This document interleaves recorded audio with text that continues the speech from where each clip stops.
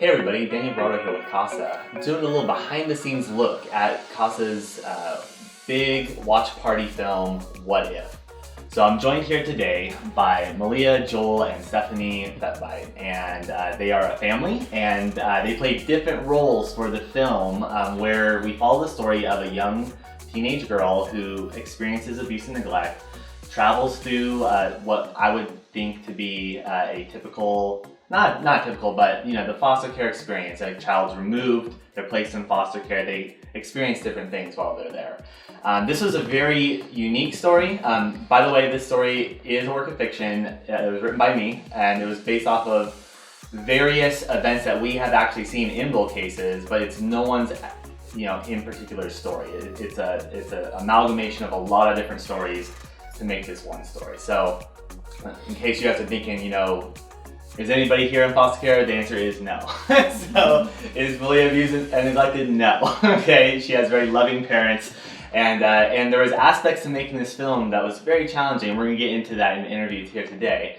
But like I said, the reason why we put together this film was to help raise awareness during the Whitefish Community Challenge for CASA, to help gain support in the community to be able to keep doing what we do, and which is train, recruit, and support advocates, volunteers from the community that serve as advocates for foster children, as you guys will see in the film. So let's hop into it. We're gonna jump into some questions here for our actors. So let's start with Malia. So Malia, when you first got asked to play the role of Emma in this film, what was your first thought? So I didn't know the exact role I was playing until the day before we started shooting, when I was sent the script. And it was really intriguing, and it kind of excited me to actually film the product. I thought it was a really cool way to help raise awareness and help me realize what the film was actually about. So yeah, awesome. I thought it was a cool idea. Excellent. And for those of you watching, I wrote that script the day or two before I presented it to everybody, so I was flying by the seat of my pants too. So I mean, this was all very, very, I wouldn't say last minute, but we put this together fast. So so I'm gonna now turn some questions over to Joel and Stephanie here. So when you guys heard that Malia was playing this role, what were your initial thoughts? I was like, oh, CASA. I love CASA and I love the organization. Didn't really ask much about the script. I thought, she gets to be in a video and that's great. And our kids have been in other promotional videos before.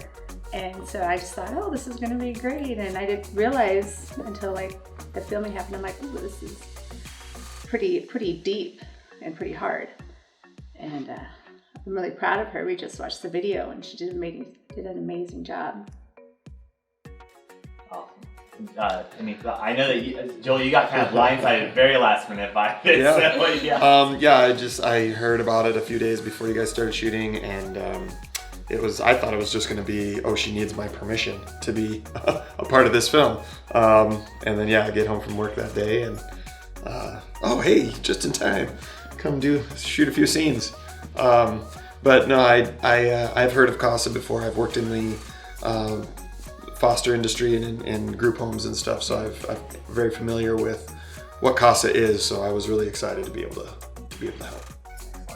And like I told you guys before, I'm eternally grateful for your help with this film. You guys made it happen for sure, and did everything in between. So I'm gonna go back to Malia here. So in your role, you played a girl who experienced abuse and neglect. Now, and having never had to act for a role like that before, at least in my knowledge, right? Mm-hmm. Was that challenging? Like how did you get into that headspace?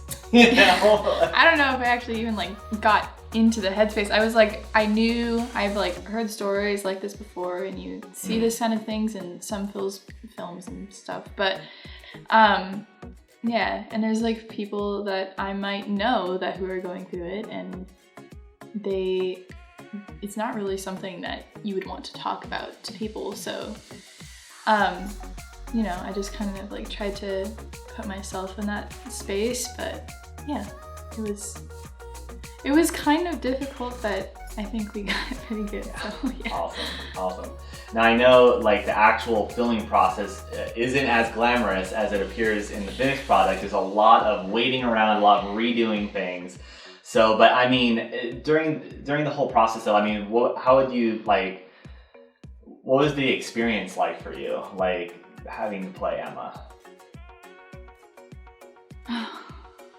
I thought it was a really cool experience, really good experience to have, and I don't know, it was just like, it kind of like brightens up more of what other people could be feeling, you know? Every person's story is different, and that's a really big part of it. Yeah. So, Joel and Stephanie, so you guys had mentioned that you guys had heard about CASA before, being approached by me for this film. But when I asked you guys out of desperation to play the role of Malia's abusive foster parents, what were your initial thoughts? It was very last minute, by the way. It was literally my people canceled on me and I turned to them and I said, will you help me? So.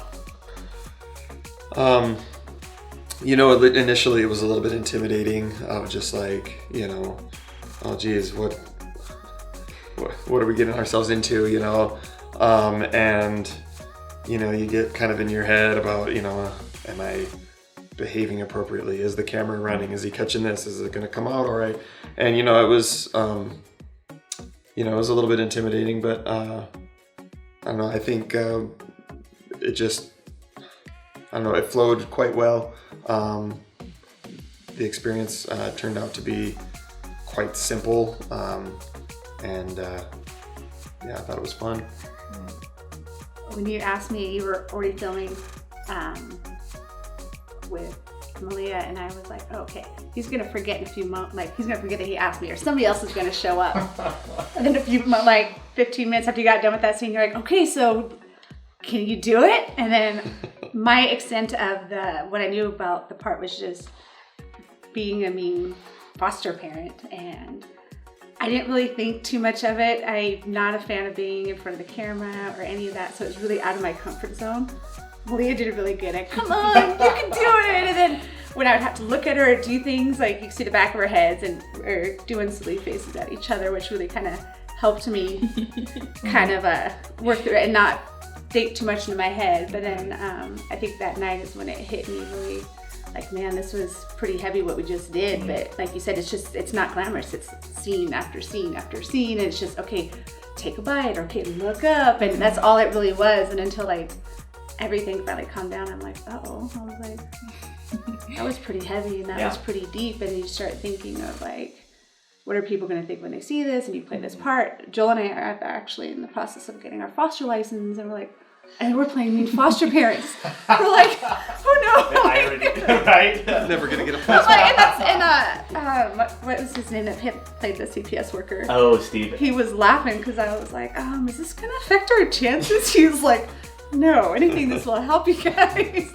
And so it's just, it was very quickly, and I don't even think we really had time to process or think about anything until like that night. And but during the filming, it was just like you said, it was so broken up. It was so different than when you actually watched the footage. Like you watch the footage, and then you're like, I don't like those people, but we're playing those people. Yeah. It was pretty interesting to watch.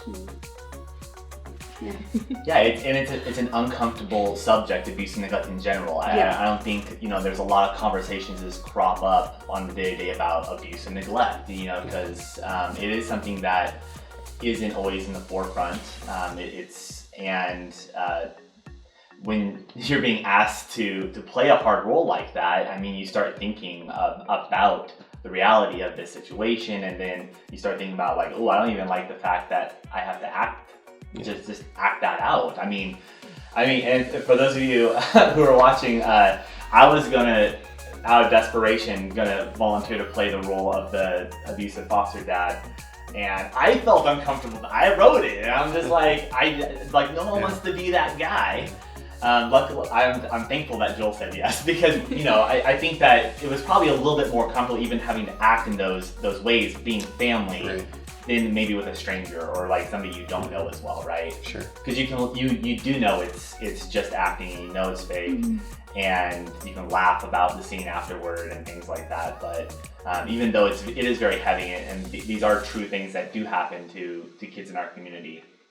And just so everyone is aware too, you know, CASA for Kids, we love foster parents and we support foster parents. Like, and as CASAs, you know, we're there, you know, in the foster homes, talking with the foster parents, and it's a hard job. And there's a lot of wonderful, amazing foster parents in our community that we love and support. You know, so I don't want people to think that CASA is anti-foster parents or that we think that they're all abusive. They're not, you know, and I know that, you know, over the years in different films, like, you know, sometimes, you know, people in fostering roles can be portrayed different ways. But I mean, the truth of it is, you know, most people who are fostering love kids and are trying to do their best to give them a better experience while they're traveling through foster care, whether they get reunited with their parents at the end or whether they end up adopting them or whatever, right? Right.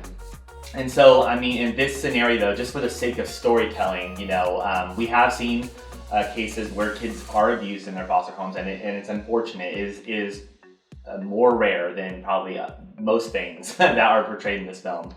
Yeah. So for, like I said, for the sake of storytelling, it was a story element that I decided to add just to move the story along for Emma, right? And so.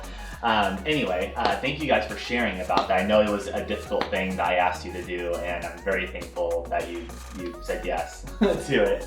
I'm gonna go back to Malia here real quick. So, what was the most challenging scene for you to shoot?